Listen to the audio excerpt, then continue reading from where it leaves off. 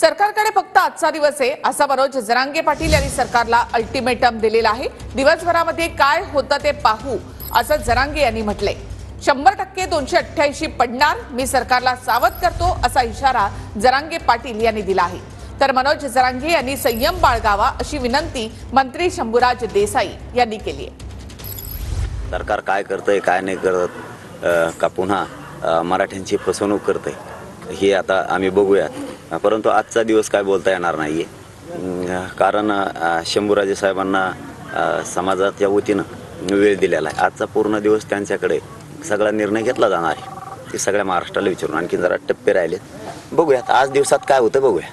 थोडासा संयम माननीय मनोज दादांनी बाळगला पाहिजे अशी माझी त्यांना विनंती आहे।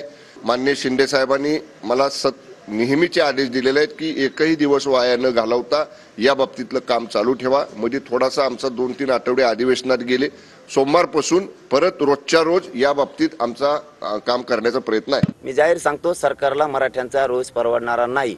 सरकारला एवढं तरी कळायला पाहिजे ही किती मोठी खतखत आहे। ही खतखत आपले पक्ष तर संपील पण सगळ्या उमेदवार सुद्धा संपवून टाकेल।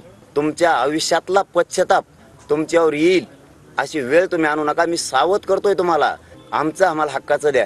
नाविलाजानं जर ढकललं तर तुमचे असतील स्वप्न, आपण आणून निवडून आपण याला फोडू त्याला फोडू, 100% 288 पडणार। सगळे सोयऱ्याच्या बाबतीत आपण ड्राफ्ट नोटिफिकेशन काढलेलं आहे, त्याच्यावरती 8 लाखापेक्षा जास्त हरकती ऑब्जेक्शन्स आलेले आहेत।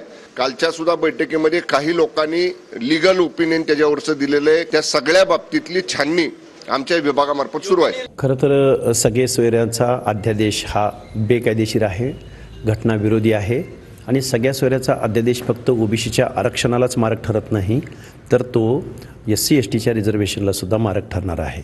घटना आणि घटनेतल्या तरतुदींना हरताळ फासण्याचं काम करू नये, अन्यथा आम्ही मुंबईमध्ये या महाराष्ट्रामधला ओबीसी जाईल।